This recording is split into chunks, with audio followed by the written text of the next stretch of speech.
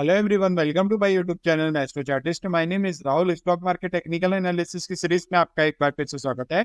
आज हम लोग कुछ नए ब्रेकआउट स्टॉक का एनालिसिस करने वाले हैं। अगर आप चैनल में नए हैं तो चैनल को सब्सक्राइब कर दीजिए। वीडियो पसंद आए तो वीडियो को लाइक कर दीजिए। आज हमारी लिस्ट में जो पहला स्टॉक है वो रेलटेल है।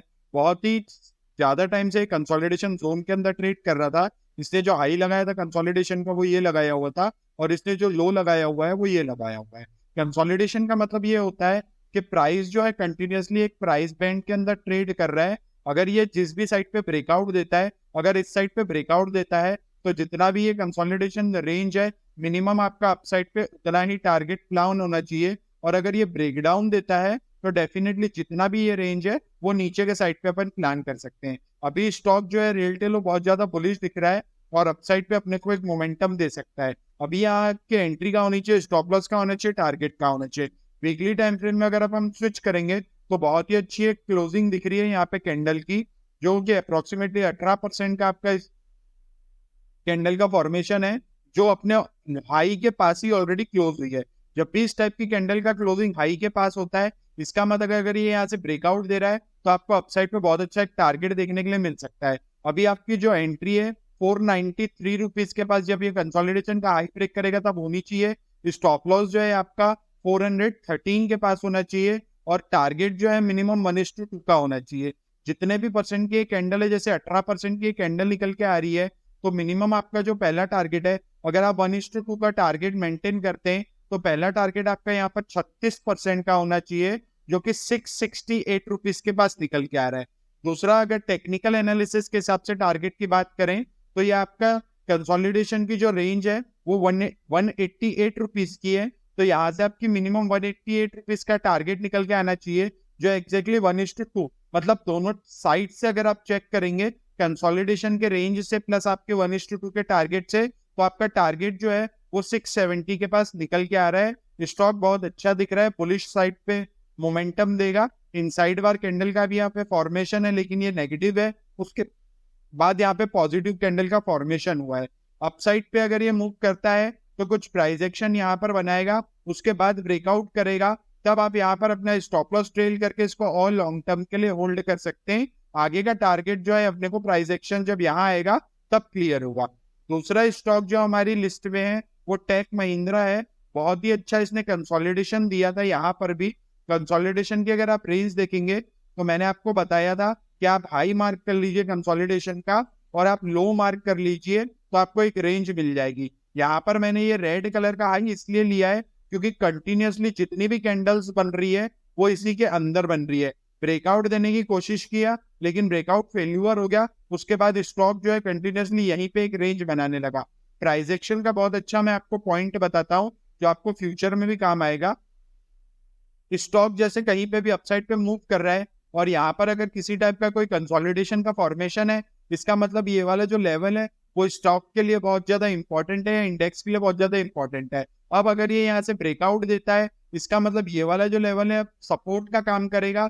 जो पहले रेजिस्टेंस का काम कर रहा था, यहाँ पे रेजिस्टेंस का काम कर रहा था, फिर यहाँ रेजिस्टेंस का काम किया, फिर यहाँ रेजिस्टेंस का काम किया, और अब ये एज अ सपोर्ट का काम करेगा और स्टॉक अपसाइड पे मोमेंटम देगा। अगर आप यहाँ पे देखेंगे टेक महिंद्रा के प्राइस एक्शन में आपको क्लियर कट दिख जाएगा कि इसने पहले यहाँ पर रेजिस्टेंस लेने की कोशिश किया था, यहाँ पर इसने रेजिस्टेंस लिया था, आपको क्लियर कट दिख रहा होगा। ब्रेकआउट देने की कोशिश किया, फिर ब्रेकआउट फेल्यूर हुआ, फिर अपसाइड पे मोमेंटम किया। अभी एग्जैक्टली जो प्रीवियस इसका रेजिस्टेंस पॉइंट था ये वाला, वहीं पे इसने सपोर्ट लेने की कोशिश किया है। इट मीन्स ये वाला जो प्राइस है ये बहुत ज्यादा टेक महिंद्रा के लिए इंपॉर्टेंट है। अभी यहाँ पे जो टारगेट है, जैसा मैंने आपको पहले वाले वीडियो में बताया कि जितने भी एनालिसिस में बताया कि 26%, इट मीन 246 रुपीज का ये कंसोलिडेशन जोन है। तो ये वाला जब इसने लेवल निकाला था 1198 का, तब 246 रुपीज का इसके लिए मिनिमम टारगेट होना चाहिए था। जो आप देखेंगे तो अपना जो नेक्स्ट सेलिंग लेवल है उसके थोड़ा सा नीचे निकल के आ रहा है। अभी आपकी फ्रेश एंट्री कहाँ पे होनी चाहिए, स्टॉप लॉस का होना चाहिए, टारगेट का होना चाहिए। कंसोलिडेशन जैसा मैंने आपको बताया, अब आप फिर से यहाँ पर एक हाई मार्क कर सकते हैं। आपके पास एक लो पॉइंट यहाँ पे फिर से निकल के आ गया, अब ये वाला लो पॉइंट मार्क कर लीजिए। और अब आपका अपसाइड पे टारगेट कितना होना चाहिए।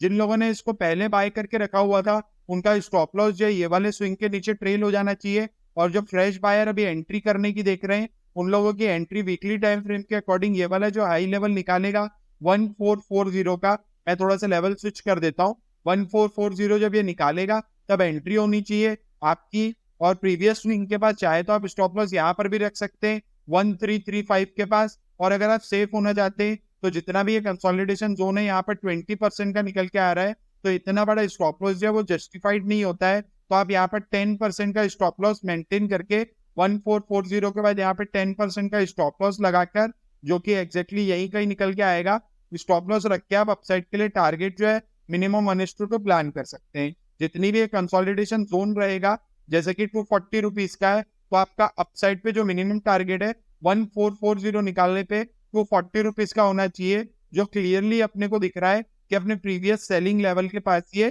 टारगेट देगा 1731 के पास आपका जो है वो रेंज निकल के आ रही है। बहुत ही अच्छा प्राइस एक्शन का एक मोमेंटम दिख रहा है। यहाँ से एक ट्रेंड लाइन भी आ रही थी, यहाँ से कंटिन्यूसली सपोर्ट रेजिस्टेंस भी बन चुका था, एक प्राइस एक्शन जैसा बनना चाहिए यहाँ पे बन रहा है, और ब्रेकआउट देगा तो शार्प मोमेंटम एक अपसाइड पे आ सकता है। चौथा स्टॉक जो हमारी लिस्ट में वो यूपीएल है। यहाँ पर बहुत ही अच्छी एक ट्रेंड लाइन का फॉर्मेशन था, जैसे यहाँ पर क्लियर कट दिख जाएगा। थोड़ी सी मैंने इसको स्ट्रेट ट्रेंड लाइन बनाया है, जब मैं वीकली टाइम फ्रेम में करूंगा तो स्विच हो जाएगा ये बहुत अच्छा। यहाँ पर आप देखेंगे कि बहुत ही अच्छा इसने ये बेस बनाया है, एक ट्रेंड लाइन ऊपर से चलते हुए आ रही थी और बहुत ही अच्छा इसने एक ब्रेकआउट का यहाँ पे फॉर्मेशन दिया है, क्लियर कट यहाँ पे दिख रहा है। प्राइस एक्शन पॉजिटिव दिख रहा है। स्टॉक पहले डाउन साइड पे आया, इसने पहला पुल बैक लिया, उसके बाद सेकंड इसने बॉटम बनाया, अभी बहुत अच्छा ट्रेंड लाइन को ब्रेकआउट दिया है। जैसे यहाँ पर एक रिटेस्ट करके रेड कलर की कैंडल बना के ये जब अपसाइड पे ब्रेक करेगा तब अपने को ट्रेंड एक कंफर्म हो जाएगा कि अपसाइड पे जाने के लिए रेडी हो चुका है। अभी इसमें आपकी एंट्री यहाँ पर ट्रेंड लाइन ब्रेकआउट पे आपकी एंट्री हो जानी चाहिए, ट्रेंड लाइन के बाहर आपका स्टॉप लॉस रहना चाहिए। अगर आप 565 रुपीज के पास एंट्री कर रहे हैं तो यहाँ पर आपका सेफ साइड 475-78 रुपीज के पास आपका स्टॉप लॉस होना चाहिए, और अपसाइड पे टारगेट आपका मिनिमम 1:2 होना चाहिए। कितने पॉइंट का स्टॉप लॉस है? 83 रुपीज का आपका स्टॉप लॉस है, तो मिनिमम यहाँ से आपका जो टारगेट है 160 रुपीज का तो भी होना चाहिए। जो ऊपर के साइड पे अगर आप मार्जिन देखेंगे तो आपके पास सफिशिएंट मार्जिन है टारगेट के लिए। वीकली टाइम फ्रेम में अपने को एक क्लियर कट दिख भी रहा है कि कहाँ से इसको रिजेक्शन लास्ट वाला मिला हुआ था। यहाँ पर एक सपोर्ट का भी काम करेगा ये वाला जो जोन है। मैंने आपको बताया कोई भी सपोर्ट अगर ब्रेक होता है तो वह एज अ रेजिस्टेंस का काम करता है, और कोई भी रेजिस्टेंस अगर ब्रेक होता है तो वह एज अ सपोर्ट का काम करता है। प्राइस एक्शन इसी तरीके से काम करता है। अगर आप चैनल में नए हैं तो चैनल को सब्सक्राइब कर दीजिए। प्राइस एक्शन के पॉइंट्स अगर आपको पसंद आ रहे हैं तो वीडियो को लाइक कर दीजिए। अभी के लिए इतना ही, थैंक यू।